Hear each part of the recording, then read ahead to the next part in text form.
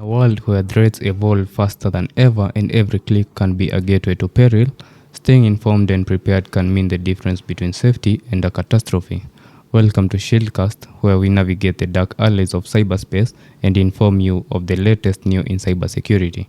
My name is George Ndongo, I will be your host, and alongside my co host Kevin Mogo, we dissect notorious breaches and reveal hidden vulnerabilities. We bring you the cutting edge tools and techniques that keep the digital world safe. Get ready for the raw, unfiltered insights from the front lines of cyber defense. This is Shieldcast, your insider's guide to the ever evolving cybersecurity battlefield. Hello everyone, it's a good thing meeting you again. It's been a pleasure having you back in our 28th episode, and as we had already discussed, today we had promised to come forth with a guest, and it's a pleasure that she has been able to join us. We've been having a lot of discussions, planning here and there, and the day is finally here. So without much ado, welcome to the Shieldcast podcast, where we talk about matters cybersecurity. And today we have a guest who will be touching on her career journey, what she has been able to achieve, how the journey has been, and maybe advice to people who are planning to join in the specialization, and also for many of us who are also already in the field. So maybe she can share her insights and also guide us on the best journey that people can take, so that at least we can have some good mentorship along the way. So I think I'll now hand it over to her so that she can give an introduction about herself and how she has been out, just something of the sort. So who are you? Maybe you can just tell us. Yeah, thanks, Kevin. My name is Tracy Magoma, a cybersecurity engineer. I've been in the field for about 3 years now, and I currently work at Safaricom as a senior officer, Cybersecurity Assurance. Yeah. Before that, I was at Ernst & Young as a cybersecurity consultant. In terms of my education background, I have a bachelor's degree in computer science, also a master's degree in information security, and a couple of certifications. Should I go ahead and list them? Yeah. I'm a CEH master, meaning I've done the theory exam and the practical one. EC Council. Yes, EC Council. Yeah. I have 2 AWS certifications, the cloud practitioner and the security specialty. I am CCNA certified, certified in cybersecurity by ISC. I'll probably listed by all of them. Yeah. Wow, Yeah, that's so that's about it, where I work and my education. That's very powerful. That's very powerful. I think for a lot of us, maybe hearing that by the steps that you have already taken and that huge success rate, especially when it comes to certifications, I know that maybe there are some along the way you are like, have I passed in between the exams like that? Like there's a certification I was also doing. I didn't even expect like the results would be coming out instantly. I was like totally shocked. I understand how it's usually like that study pressure. You've read and you don't know whether you know, Yeah. but we'll cover that along with the journey. So what inspired you to maybe get into cybersecurity? Because A to Z of your life seems to be cybersecurity, not even software, like the in university introduced, we'll start with HTML. Yes, we all do pass there, but what like motivates you to maybe turn it into a passion? Yeah. Yeah. So I knew I wanted to do cyber while I was still in campus in my 3rd year.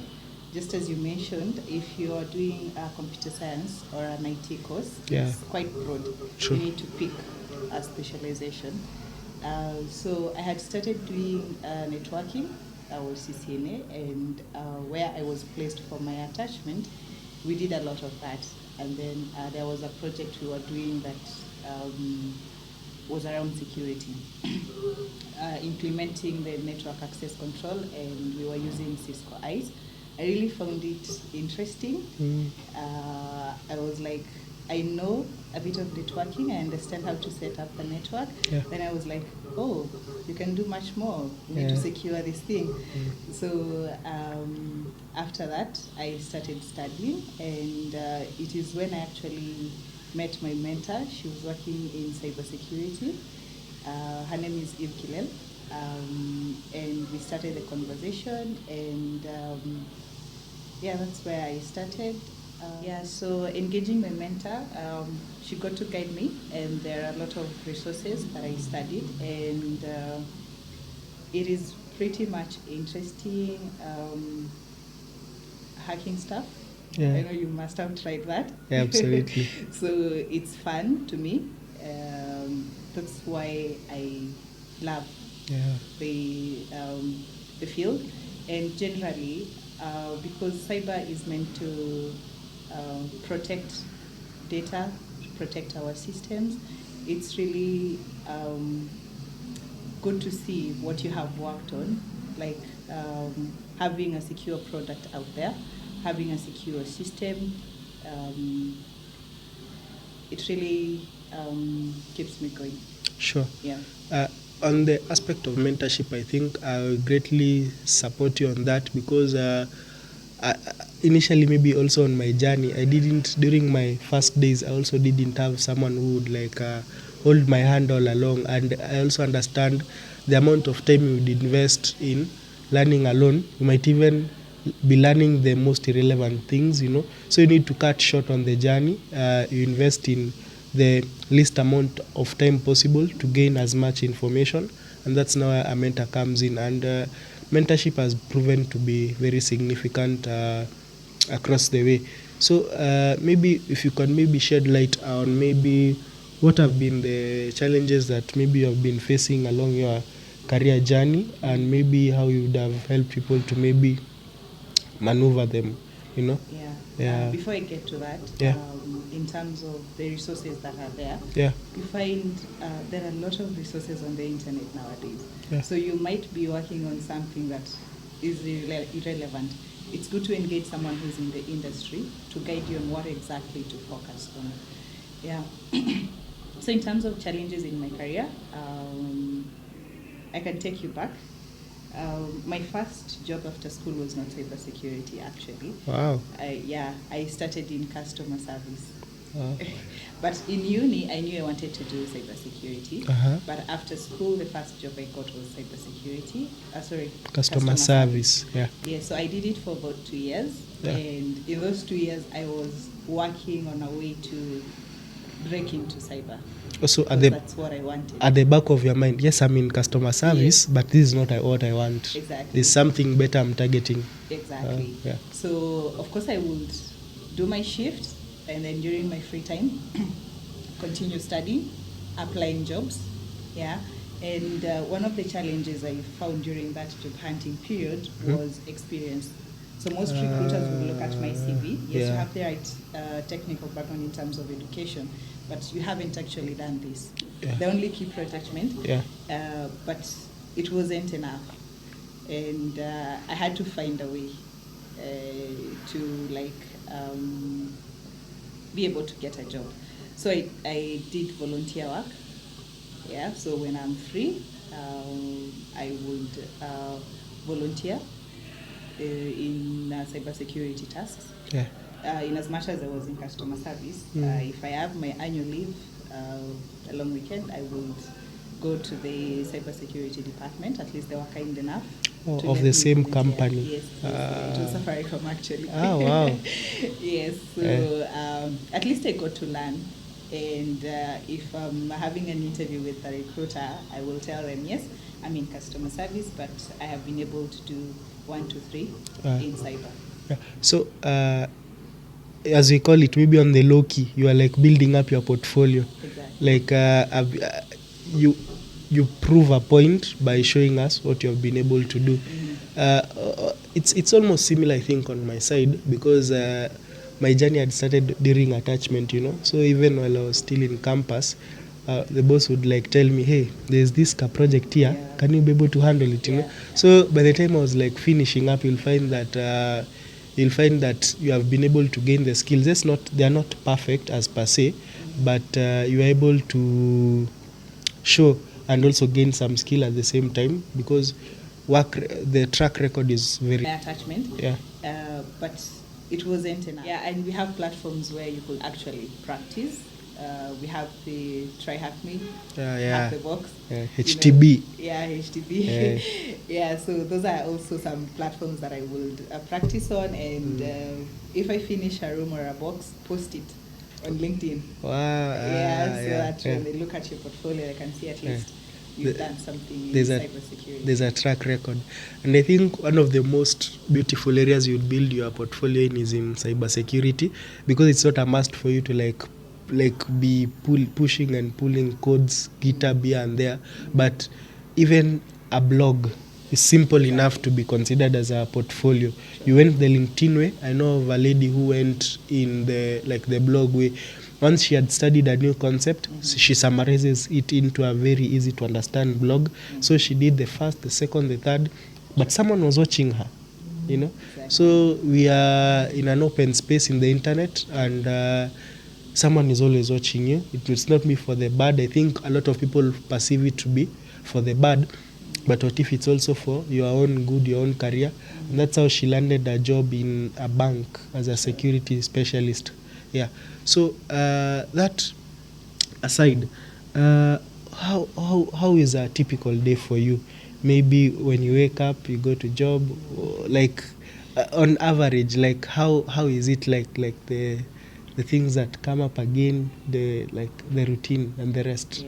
Yeah. So luckily, my employer does the hybrid way of working. So we work from home and few days from the office, but mostly from home. So when I wake up in the morning, I have a routine. I read books a lot. Yeah. So I would, of course, do the personal stuff and then read a book, go to my breakfast, go to my desk at around 9, check my emails if there is anything urgent to work on, check my to-do list from the previous day. Did I complete everything? Are there some items I will carry to the next day? After that, we have quite a couple of meetings. We do the agile way of working, so we do stand-ups. And being from the cybersecurity team, you find yourself, you support a number of teams in agile, they're called squads. So let's say 4 or 5, that means you have 5 stand-ups to update what you have been working on, any challenges, any new tasks. So besides the stand-ups, of course, do my various reviews, and I would actually take you into a deep dive of what exactly I do. So majorly, that's how my day looks like. A lunch break to just bask in the sun. That's a good thing with working from home. So you don't eat lunch, you just bask and anyway, we all have our different routines. Exactly, and I finish the day probably with meetings and a few tasks here and there. So the major tasks that my team does, the Cybersecurity Assurance team, number 1 is to review the various products and services and ensure they are secure before they go live. So let's say you have a team working on a mobile app, for instance. So you have the back-end side of it, various integrations, and the front end. So you will do a scope review. From the start of it,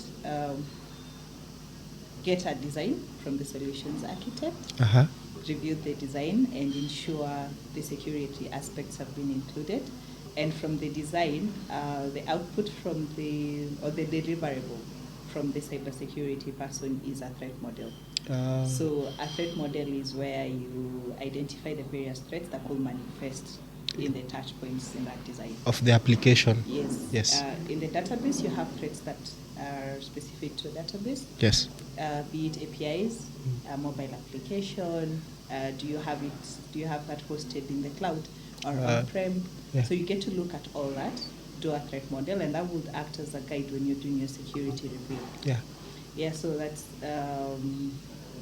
from that, when the development begins, of course, continue doing the security reviews, and then do a report at the end of it, and ensure that whatever vulnerabilities you've picked, they have been remediated before you deploy that particular application.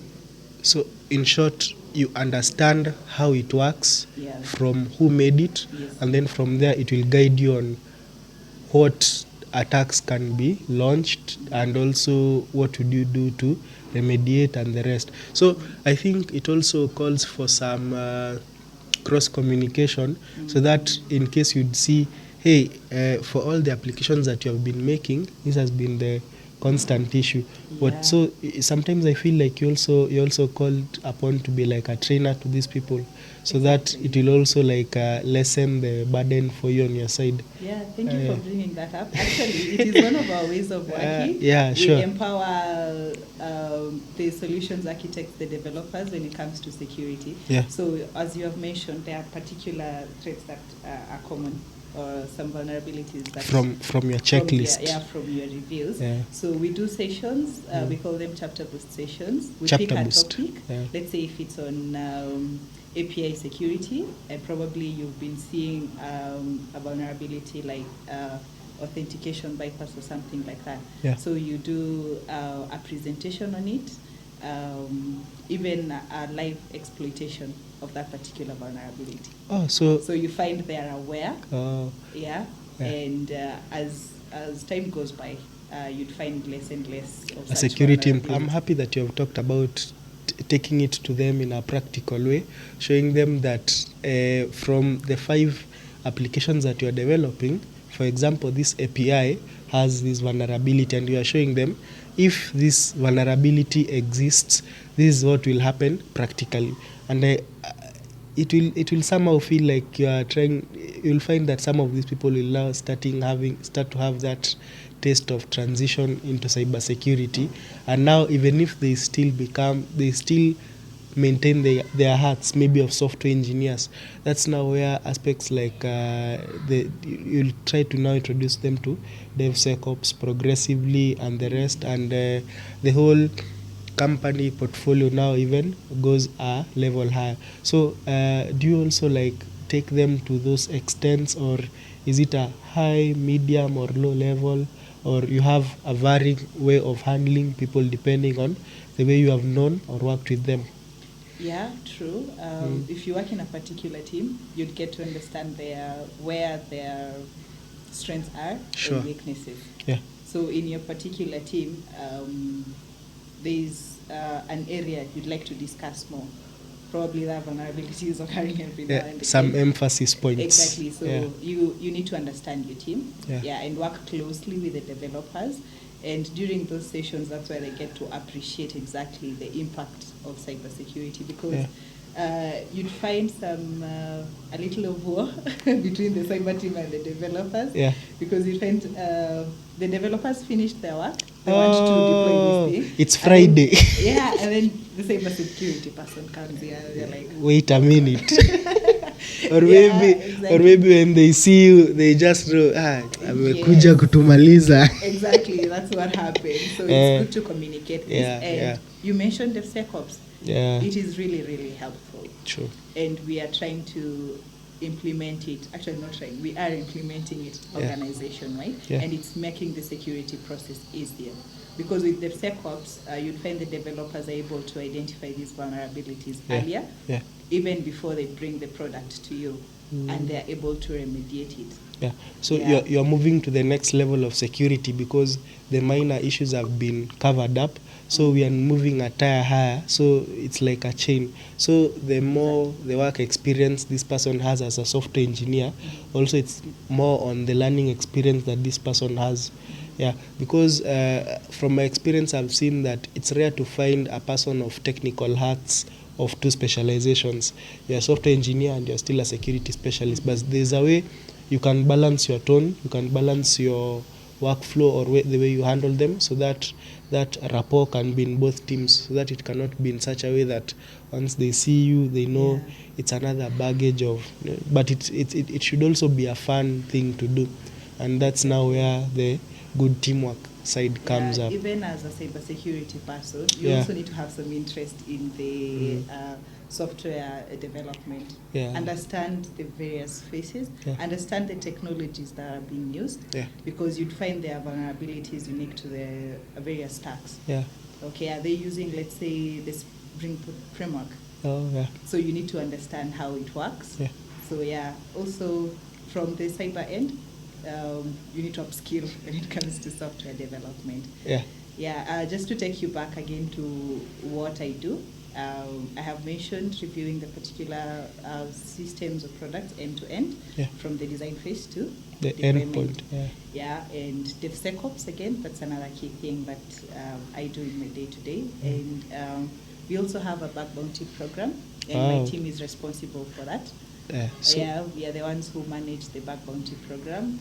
so maybe as we progress, maybe you can tell the listeners what bug bounty is for maybe for those who have never heard of it.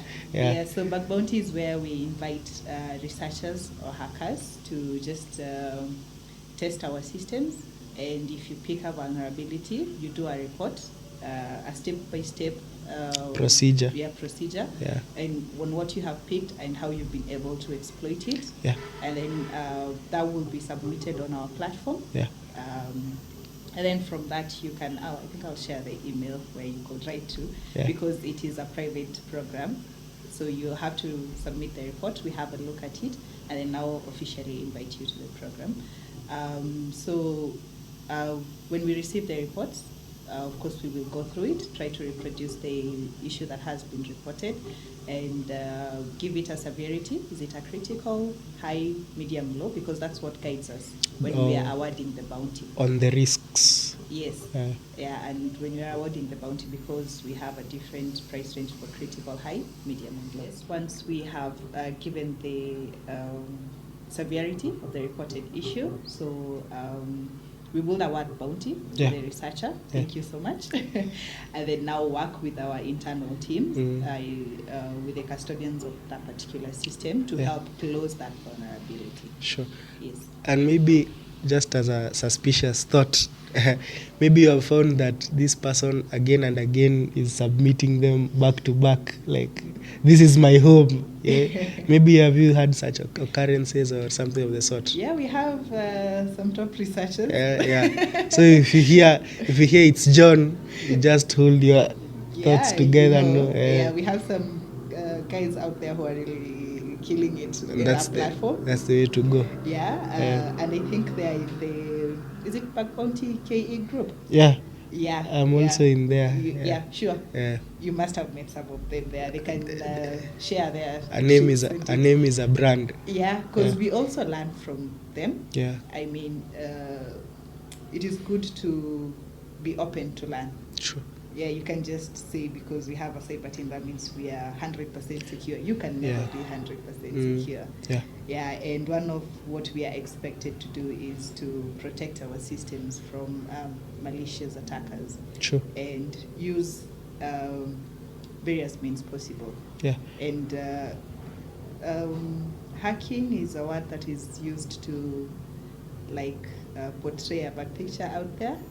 But there's the good side of it. Exactly, it's good to do it ethically, and if someone has that skill, you can make money in a good way, in a legit way, by joining these bug bounty programs. Yeah, and also on the aspect of confidentiality, if you are too secretive on maybe what you do, for example, we have a system ABC, and this system will never tell you the security measures. So not until maybe you share with someone, and then that person will share his or her side of thought, because if you think you have finished your whole checklist, there is more to that, and there are also upcoming 0 days, so it's also good for you to also be at par with that, maybe for those who have been practicing it professionally, and also those who have been also trying to get into it. So you also take some time to understand what it entails and how it's handled, what are the frameworks that are there, and things of the sort. Yeah, true. Yeah.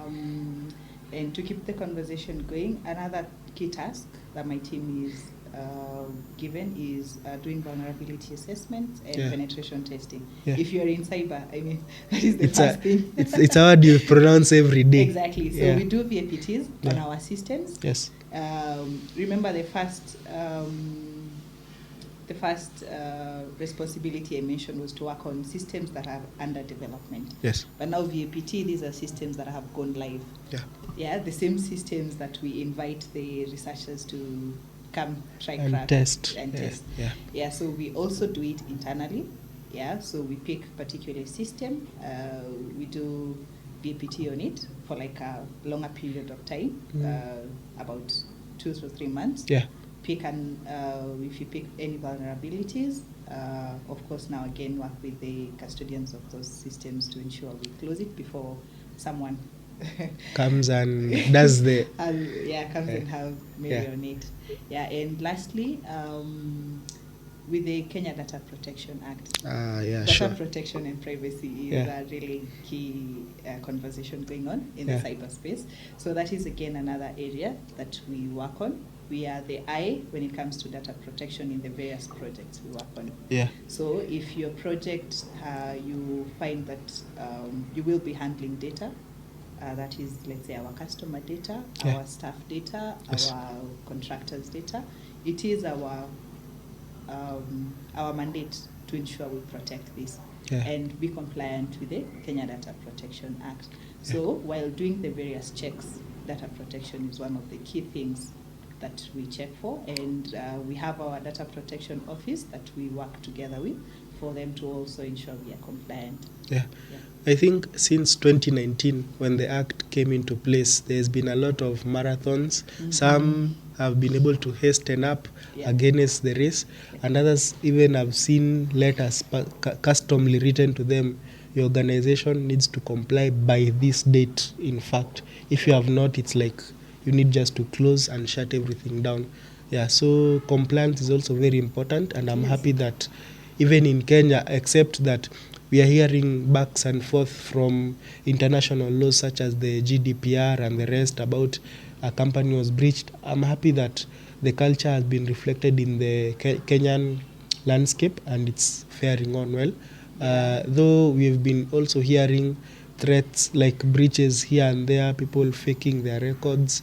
There have been also cases here and there, but so far it's been a good improvement. It is. Organizations are really embracing this thing. That's true. Good insights there, especially when it comes to compliance, and I'm happy that you've put your best foot forward, because especially, for example, I don't know, maybe if you're also on the M-Pesa side, like you've not been having that much of cases and the rest. Just there might be minor issues, mostly blame on how the person is using the app, like you're just showing my password is my year of birth, and the minor issues. But especially on the company side, we are happy that such issues have not been coming up. And onto that, maybe derived from it, what have been maybe your most interesting projects that you've handled that you'd say, this one, I will hang it on my top billboard for the rest of my life? Not specific projects, but I enjoy working with projects on AWS. Cloud. AWS Cloud. As I mentioned, we begin our review from the design phase. Working with the solutions architect to ensure they have included the various security services when it comes to AWS. If you are having, let's say, integrations to our on-prem, ensure you use a dedicated and secure channel like AWS Connect, have a VPN in place, ensure you have like a WAF to filter your traffic. Web application firewall. Oh yes, sorry. Sorry with the acronyms. Yes, but we'll highlight it to them as we move. Exactly. Have a look at the various VPCs. Virtual private cloud. Ensure, like, if you're using storage services, the S3 packets, ensure they are private. If you're having some sensitive data, just having a look at the whole design and then to the implementation phase. I like working on AWS projects. Also have a current ongoing project. It's not yet out there, but it's using generative AI and the LLMs, large language models. So it's an area I am upskilling as well. AI is really a big thing in technology right now. So even if you're in cybersecurity or whichever field in technology, it's good to ensure you have AI right now. So having a look at how these LLMs are working and ensuring we have controls like around data protection, because they are making use of large data sets to train these models. So, and exposure of data is one of the critical threats we have. So this data that is being used, it is important from the security end to ensure that it is anonymized as much as possible, or even have it encrypted. Have the right access controls, such things. So I'm having fun at it and growing in terms of AI. And I also love DevSecOps. We can have actually another conversation on that. Yeah, that's a whole degree on its own. Exactly. Yeah. So those are the key areas I would say I enjoy working on. I think there's been a lot of pressure, especially for the people who are practicing cybersecurity, because on my side, since I've been practicing it for some time now, there are two facets to it. There is understanding how something works, and then now you come in with securing it. So you cannot secure it without knowing how it works. Yes. So you need to go back to school like that grade 5 learner and master the craft. In cybersecurity, you kind of have to be a master of all trades. Yes. Yeah. You have to understand exactly what you are reviewing. You can't review something if you do not understand it. And also in incidents, because I've also handled incident response. Mm-hmm. So in the evening, a case comes to you. So by the following morning, you're going on site. You have to know how this system works A to Z. You understand? So it calls forth for you being able to learn quickly and then applying it flawlessly now, so that it can translate to the end product, which is the problem that the client wanted to be solved. So we place a lot of emphasis on people gaining skills in the quickest time possible, and also keeping up with the trends. That is true. Yeah, always learning something new is what makes the field interesting in cybersecurity, because you're not working on the same thing every day. Yeah, it's cool. Yeah, finding a new challenge. Yeah, you are deep into researching about it. I find it makes the field interesting. True. Yeah. So on the trends bit, I'm happy that in the Kenyan landscape, not saying that we are few cybersecurity professionals, but numbers are growing. But even if we do not know each other as we do in a class, you'd see that a person has learned about a new threat and shares maybe in the public domain in a group. So in trying to keep up with the trends, what I'm trying to say is that try to join a group, not if it's a security group per se, that's better, but also if it's a coding group but there's some touch of security issues here and there, so you can also build a network from there and try to establish how you can join a security group, so that you can be able to find emphasis. So but I've seen, maybe for example, there are groups, I know there are like 500 security people on board, so you find that each one of them wakes up with different news in the morning. They share different insights, So even as you're just reading a blog, you might not know when you'd apply that blog in practicing what you do in your day-to-day job. So it's always I always put it on a lot of emphasis that we need to keep up with the curve, and also trying to teach ourselves one to the other. And I'm happy that all sort of these tech groups, I find that there's a culture of weekly trainings, let's say twice per week. Someone picks a topic, he or she nails it to the best of their ability, then the other person now picks it up, and the security culture, you might not know where it came from, but the end product will always be the best that you could ever see. Community is really good. Very good. Learning from your peers, finding someone who's better at it than you, engaging them. Because again, cybersecurity itself again is broad. True. You mentioned you're doing incident response. On my end, I'm doing more of application security and DevSecOps. So if that's an area someone has identified they want to specialize in, within the community you'll find someone who's good at it, and you can always follow. If they're doing blogs, if they're doing talks, webinars, you can always follow and learn from that. Yeah, and for instance, we already have a YouTube channel, which we are now up to this point. I know if maybe you have been watching through, you have been able to gain a lot along the way. Yeah. So with regards to the trends, I believe we can now move to the next. So it's always also but then people can also go for subscriptions. For example, there are mails, maybe, or also blog posts. For example, Medium, for example, Medium, if they see this person is researching a lot on security, so you'd find that every day in the morning, they usually do their mails in the morning, you'll find that there is 1, 2 or 3 emails tied to cybersecurity. Out of that, you can also practice, you learn, and then you also become a writer. So it's a back and forth, but it's for the good. Yeah, check out also the Hacker News. Try to break it down. Hacker One. And also Isaka. Oh, yeah. Actually, besides work, I volunteer with Isaka, That's Kenya good. chapter. And we also give search reports around cybersecurity. And they are sent to your mail if you have subscribed. Yeah, sure. And those you'd find that proper research has been done by professionals.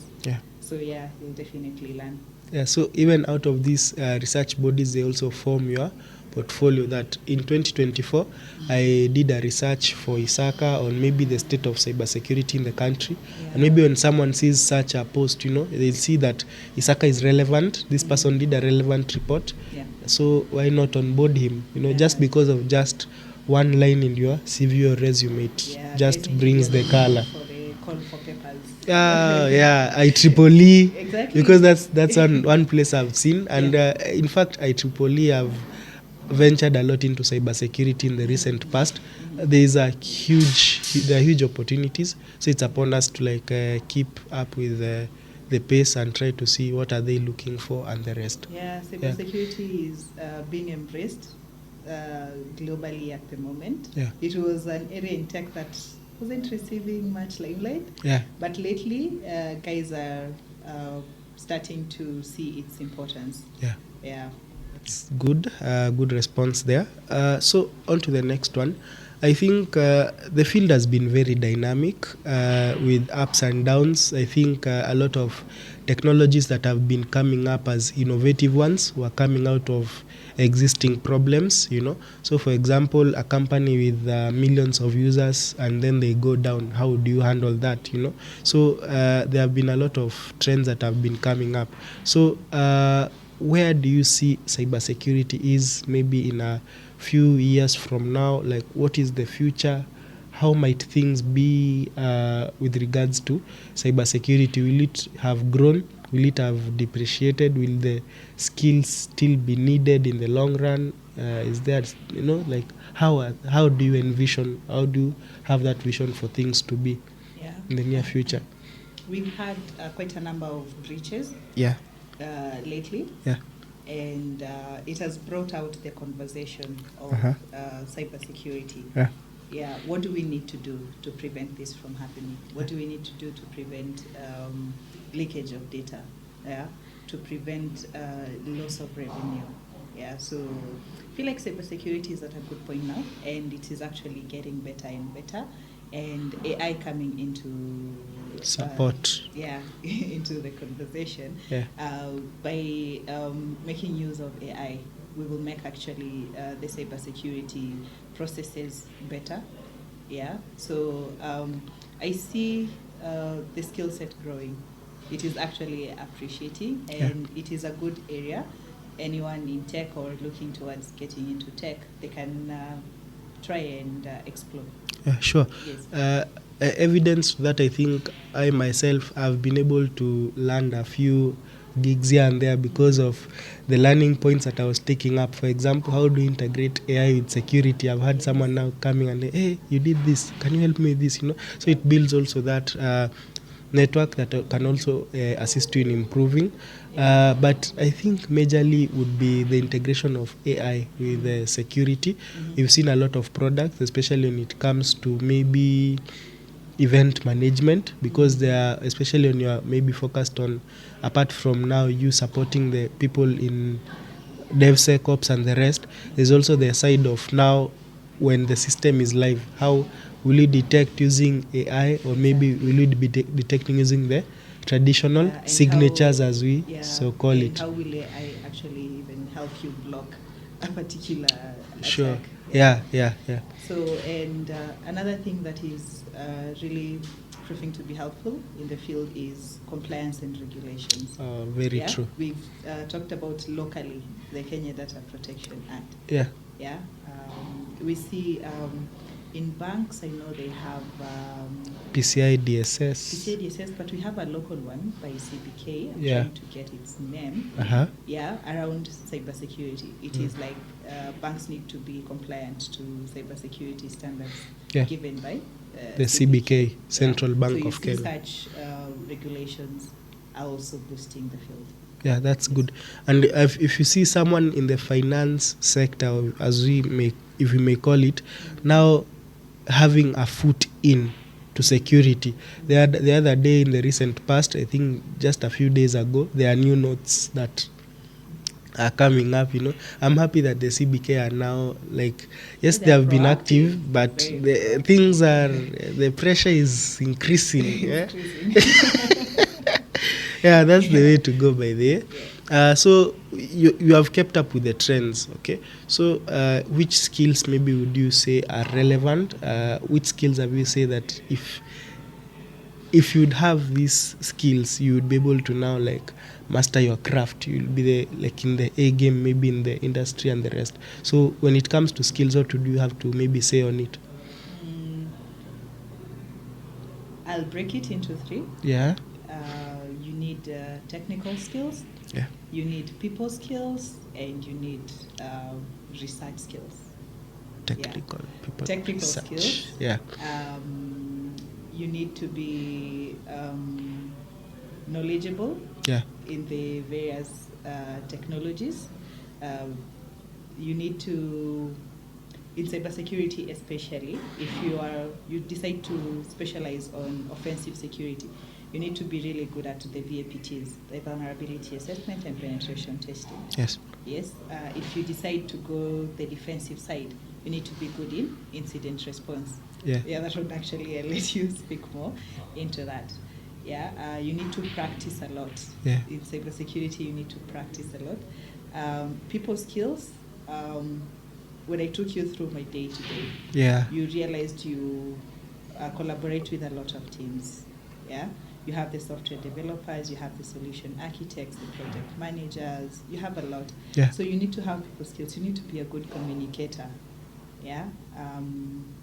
You need to be able to, let's say you have picked a vulnerability, you need to break it down to the developer in a way that they're able to understand. Yeah. Don't just use jargon. Yeah. Yeah, because you need to work together to ensure this has been fixed. Communication is always key in everything. It might be considered as minor, but it's a good one. Lastly, the research skills. Research. We have mentioned in cybersecurity, you need to be abreast with the latest. Yeah. Yeah, you need to understand exactly what you are reviewing. So you need to put in time for your research. Yeah. Yeah. Yeah. So also on research, maybe you can do it at a personal level, to build up your skill. There's also the research for now, you trying to solve a problem as a personal project. And now there's the public research, maybe under your company that you're working for, or maybe under an organization, for example, ISACA. So most associations I've seen, they have maybe research and innovation groups. So maybe you can also jump along and try to see the best you can contribute also when it comes to that. That is true. Yeah. So on to the next one. If I would ask now, what advice would you give to someone who is maybe considering to transition? Because maybe you also heard your story that you moved in a flash. I know there was a process behind it. But it felt like you close open, you're already in the game, So during maybe what key insights would you maybe borrow from your especially on the transitioning bit? If maybe someone does not have the cybersecurity department as you need, so you now moving to a new company, a new start and the rest, what would you maybe give, and also maybe a message of hope to those who are already in the process? Yeah, career transitioning can be draining It needs you to be strong, honestly. Yeah. Yeah, and what can keep you moving is passion. If you're really passionate about Yeah. cybersecurity, you will really give it your all. True. Yeah, never stop learning. We have free resources. We have mentioned a couple. Never stop applying for those jobs. In as much as you would get regrets, I got a lot of regrets. Every morning I would wake up, you see the way you open your phone and you're checking on WhatsApp, Yeah. who's told me good morning? No, Yeah. mine was Gmail. I would open my email Yeah. and find a couple of regrets. Yeah. And keep moving, and probably one invite to an interview. So keep on learning, keep on applying for those roles. Yeah. If you find volunteer opportunities, check them up. And I know our economic status might It does not support might affect this volunteering. process. Yeah, exactly, because you might Yeah. need something, but Yeah. just give it time. True. Yeah, it will eventually pay off. Yeah, because if you volunteer for like a couple of months and then you get a full-time role For the same company, maybe. Exactly, yeah. Instead of you putting money first, like you're looking for an internship role, but you're asking for a lot of money. Yeah. Yeah, you might find some organizations don't compensate their interns, or maybe that's a conversation on its own. True. But yeah, if it is an opportunity for you to learn, please go ahead and grab it. Yeah, and dedicate your time. Let's say if you have a different gig you're doing, if you're transitioning careers, let's say you have a full-time role, the way I had a full-time customer service role, but I had to dedicate time to keep on learning. Joined communities. The She Hacks community was really supportive during that time, because the ladies there would share opportunities. We had weekly webinars where we could learn stuff. Join a community. It's actually better to go through this with people around you. Alone, you might get depressed. Yeah. And have a mentor, someone you really look up to just hold your hand and guide you. I think there was also some time back, since you've touched on emails, there's a rejection email I once got. I think I've bookmarked it to date. Like, you'd feel the person is like telling you, yes, you are close, but the other people who we have found slightly better will encourage you to continue. Have you ever felt to reply to that rejection? Yeah, true. I remember there's this one particular recruiter, actually, that we had finished like the whole interview process. We were actually negotiating the salary, and I quoted something less than what I was earning then. And I still did not get that job. I felt really bad. But now, actually, when transitioning, I had to quit my full-time role in customer service and take an internship role. Actually, that is what really gave me a foothold into cybersecurity. And I had to take like a 70% cut. Wow. Pause. So I had to take the 70% cut. Wow. I remember, it sounds crazy. I know everyone around me was like, what? And I was saving up for a car at that time. So I was like, the car can wait. So because the money I was receiving from the internship, like, it wouldn't sustain me. So I had to top up from my savings. So that's how I survived. So I did a couple of months of the internship, and then now they gave me a full-time role, which was paying more than the customer service role. So it was a risk I took, but at the end of it, it paid off. It gave back. For me, I didn't even... At that time, it didn't matter whether they were paying me or not. So long as I'm going to work in cybersecurity. That's where your passion is. Yes, that is where my passion was, and I don't regret it. So at times you might need to make such sacrifices.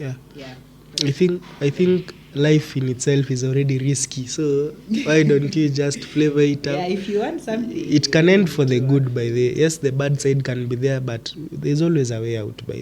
There's always a way out, and the worst thing I think in life is you not taking that risk, you not maybe taking that chance or that opportunity. You might have a plan on how you expect the opportunity to be, but sometimes you don't have to shape it. As you have already said, you expected a pay, getting that cut, it's tough, especially when you maybe think I think also at some point you're able to maybe cut off on your expenses, like you are doing this, some things in your culture maybe changed. Yeah, I had to move to a cheaper house. You see, so but in the long run, now things are better, and we are happy for that. And it's always encouraging for even that person who sees that maybe rejects have always been following me. No, it's not like you are being followed, but and you don't want to call it part of the process, but consider it as a learning point. Where do I need to like improve more? Am I writing the wrong CV, like in the wrong format? Am I not communicating after I've been shortlisted? Am I giving a high figure after maybe I've been I'm in the negotiation stage? Am I not listening? Maybe am I not reading in between the lines in the instructions? So treat each opportunity as a learning point, and maybe who knows about the next one? It might not even be an application. It might just be a call. Exactly. Yeah, sure. Yeah, it's good to get that feedback from the recruiters. They will exactly tell you the reasons. Those who are good, they will tell you the reasons. Like I told you, my most challenge was the experience bit. That is why I was even ready to take that internship. Because I was like, this is going to help me at least compensate for this experience bit that the recruiters are asking. So once I realized that, and we had a conversation with my mentor, and we were like, then what more can we do? So that's when the idea of taking up volunteer roles came. Wow, that's interesting. So it was more of a let's sit down and think together. Yes. Wow, that's to your mentor. that's the way to go, by the way. So it's like it's just like counseling as per se. You go to this therapist, and then you tell him or her, I have this issue. Even though you had solutions to how you would handle that issue, listening to it from another person's point of view is helpful, and also it creates that aspect of comfort, So that aside, I think a question maybe to those on behalf of maybe those who have been in the field, maybe how do you handle things like mental health issues when it comes to work? Because you are a very happy lady as per the times you have been discussing, how maybe do you keep yourself maybe in check? Maybe if you don't, if you feel something's not okay, how do you handle it? Or work-life balance. Exactly. They are all just like one package on its own. Your work could be your life. Anyway, why so serious? Gets you fired. So, honestly, for me, I take my Mondays to Fridays seriously. That is the time I work and do my personal studies. Yes. If I need to wake up early, if I need to spend more hours late into the night, I do that. And then now use the weekends to like cool off. I do a lot of hiking. Good. Actually, I summited Mount Kenya. I don't know if walking proof. A few weeks ago. So for me, I identified hiking as an activity that helps me relax. At least cool off. Work can be intense at times.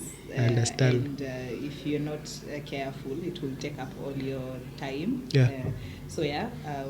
I use hiking and nature walks as a way to cool off. And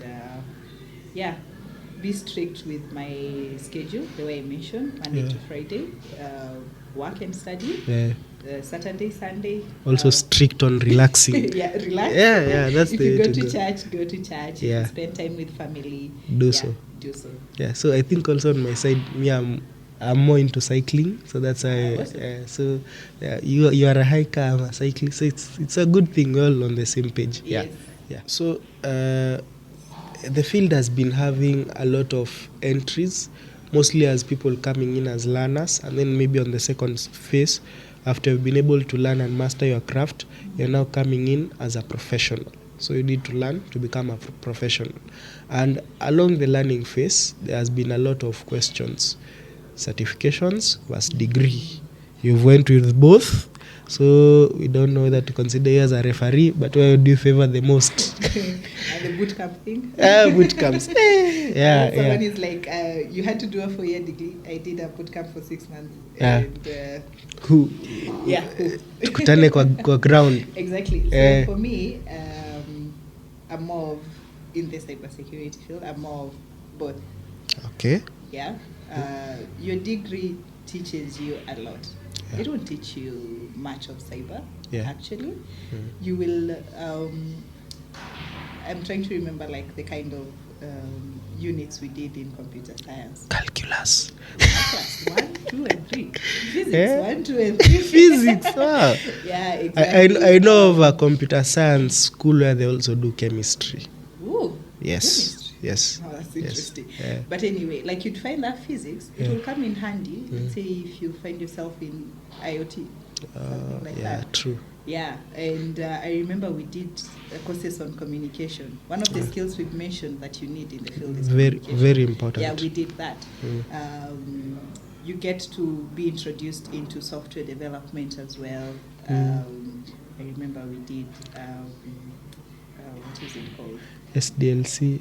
What was the name? System development. Yes, there was a unit on that. Yeah. We did C++, we did Mm. Java, we did web. Yeah. You get introduced to a lot. And to me, learning all that was fun. Yeah. And it is through that you get to pick of all these things I've learned, where do I feel home? Mm. Yeah? It's- Is it in software development? Yeah. Is it on working on the hardware stuff?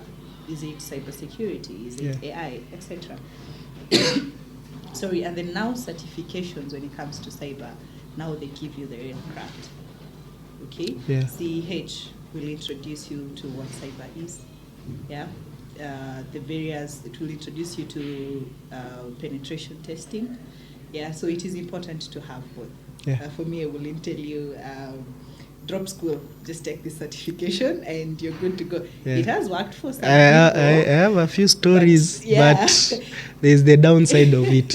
Yeah. Exactly. At Yeah. 18 years, what else are you doing? And you're- go to campus, and campus is Yeah, there's is some also fun. a good Yeah, stage in life yeah. because besides school, you get to gain some life skills. And there's Living a with huge people. network. There's a huge Yeah. net because I think one of the persons who I got a good some works from was because of a friend of mine in campus. She was doing actuarial, but she was like, "Can you be able to take up this task?" And the task ended up taking like 8 months into the line. So it was just a call.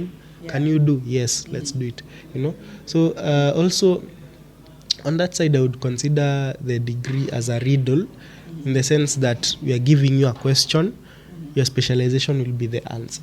Yeah. So we'll give you everything. Now it's upon you to think, where is your passion lie? Where does your passion lie? Yes, I have this. I was listening to Vusi some time back. Passion versus money, which one first? But you have answered with passion. Just build on it. Build on it first. There's a balance, but Yeah. sometimes you need to also prioritize. Yeah. So depending on that situation, that's now where mentorship comes in, as we have also discussed. I'm happy that you've given your own example, that you had to sit down with the mentor, like on a talk. What do I do? Yeah. Exactly. Yeah, because she understood your burdens, she understood your strengths and weaknesses, and then now you're able to come up with a joint plan, and it was able to work.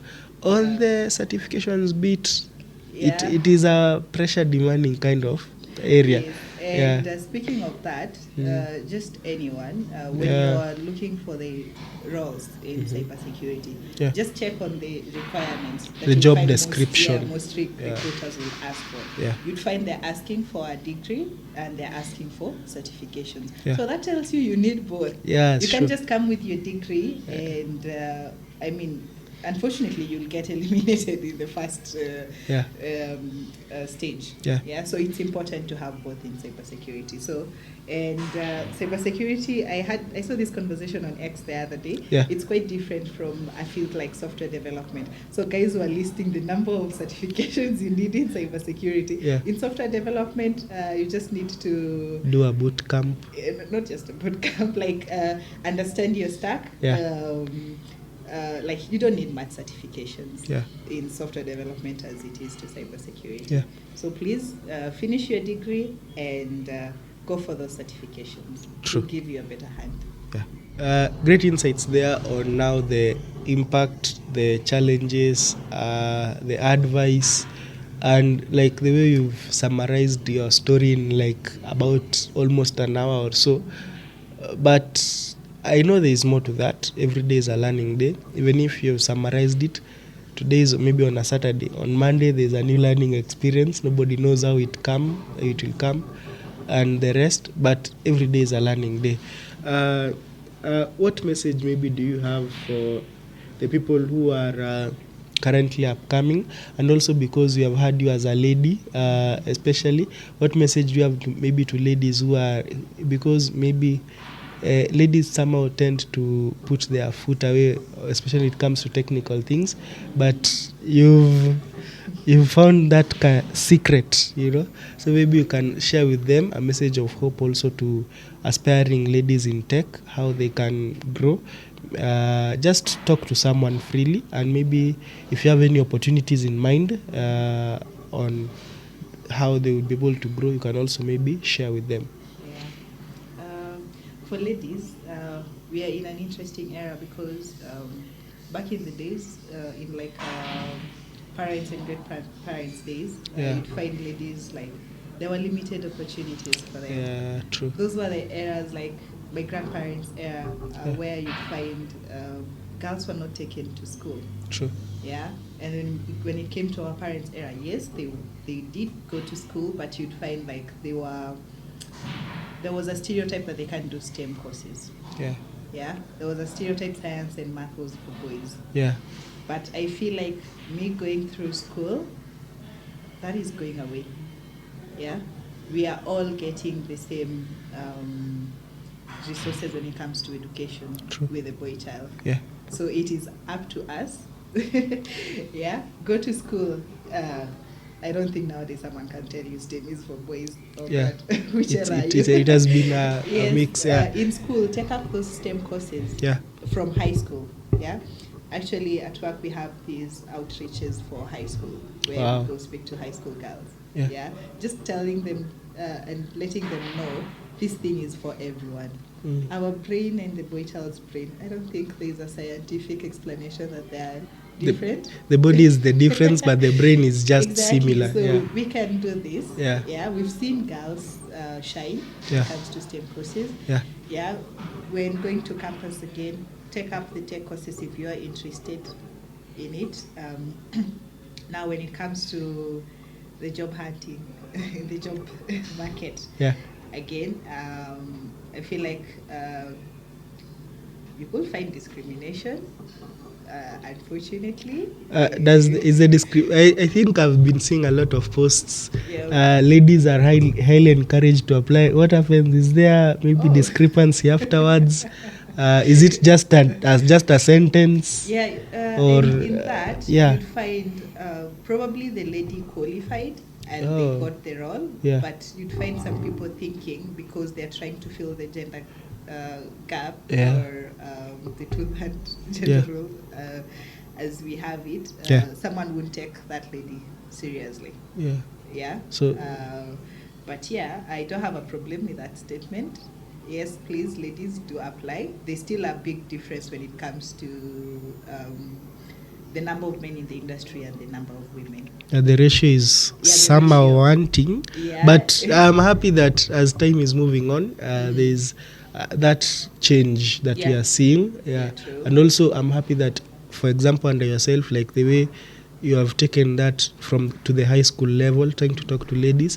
You as ladies also, you have your own group, not really saying that you're chasing men away from it. You are not. I think you would have emphasized that a lot.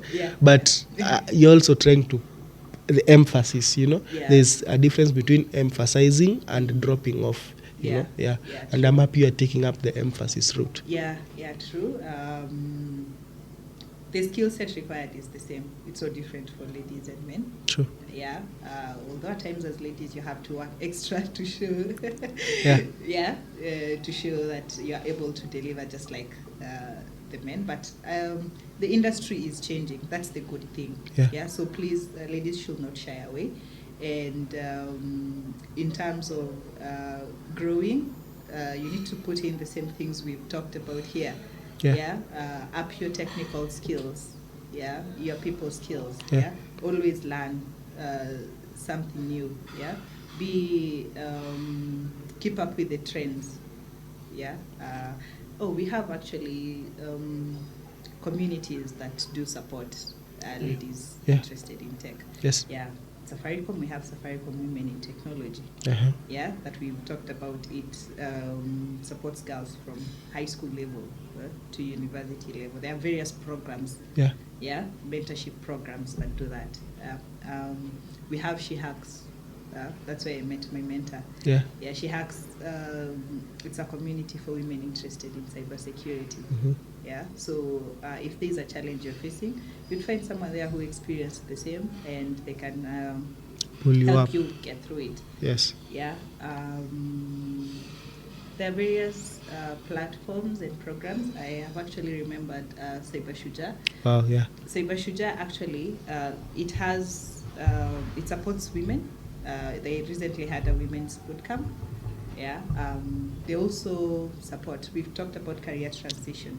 Yeah, they also support those, both men and women. Yeah. Like if you're in a different field and you want to join cybersecurity, they have the program. They take you through, I think it's a 3-month program, and they take you through the basics of cybersecurity. You take the courses. They are very good resources. They are professionals. Yeah, so guys could watch out for such programs. Yeah. Wow. That's great. That's great. So just to round it up, just do it for your own good. Someone is watching. True. And the best investment you can place for yourself is building up you. Yeah. So the rest, they are good and the rest, but just build yourself up. So mine is just a message of thanks to those who have been listening or joining in up to this point. A lot of insights have been shared, and we are happy, and it was like we are trying to compress everything into like that time. There's more to be discussed, and I'm happy that she accepted to be joining us in future episodes. We'll be looking at various things and trying to pull a hand somewhere to someone who might have needed this discussion. Let's keep the conversation burning. Let's like and follow our platforms: X, YouTube, Spotify, and the rest. I was almost saying Twitter. But I'm happy that we are keeping up with the trends. It's been a pleasure meeting you. I was your host for today, Kevin Mugo, and I was joined by Tracy Magoma. Great. See you soon. Goodbye for now.